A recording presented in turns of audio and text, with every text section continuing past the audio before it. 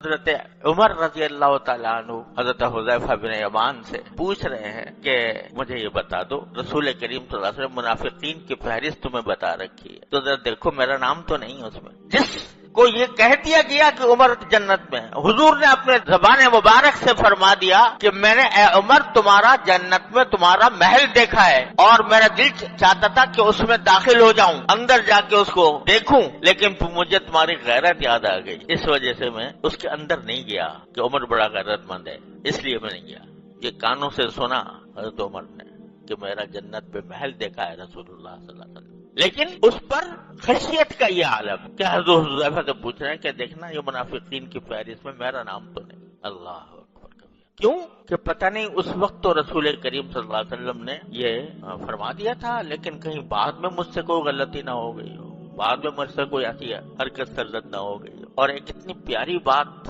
ایک مرتبہ حضرت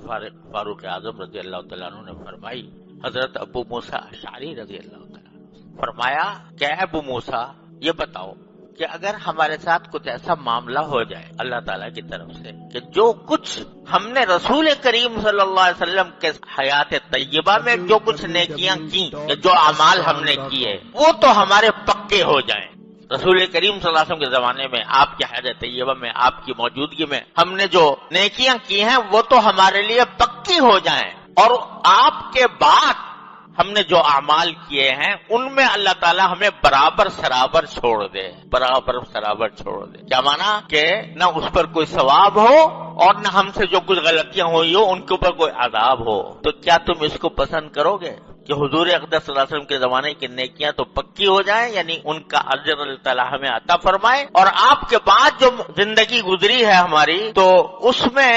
ہم برابر سرابر چھوٹ جائیں کہ نہ عذاب ہو نہ ثواب ہو، تو کیا آپ کو پسند ہوگا؟ تو حضرت ابو موسیٰ اشعری نے فرمایا یہ کیوں پسند ہوگا؟ اللہ تعالیٰ کا فضل و کرم ہے، ہمیں رسول کریم صلی اللہ علیہ وسلم کے بعد بھی اللہ تبارک و تعالیٰ نے ہم سے کچھ جہاد کروائے، ہم سے بہت سے کچھ اعمال کروائے، تو ہم تو اللہ تعالیٰ سے امید لگائے ہوئے ہیں کہ اللہ تعالیٰ ان کے اوپر بھی ہمیں نوازیں گے، اجر عطا فرمائیں گے۔ لیکن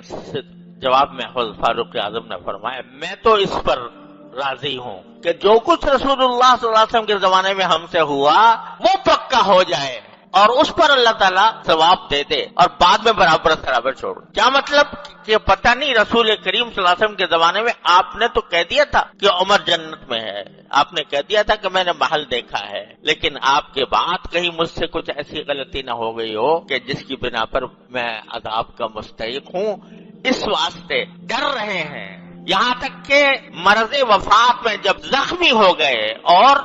زخمی ہو کر وفات کے قریب ہیں تو فرماتے ہیں، اس وقت بھی فرماتے ہیں کہ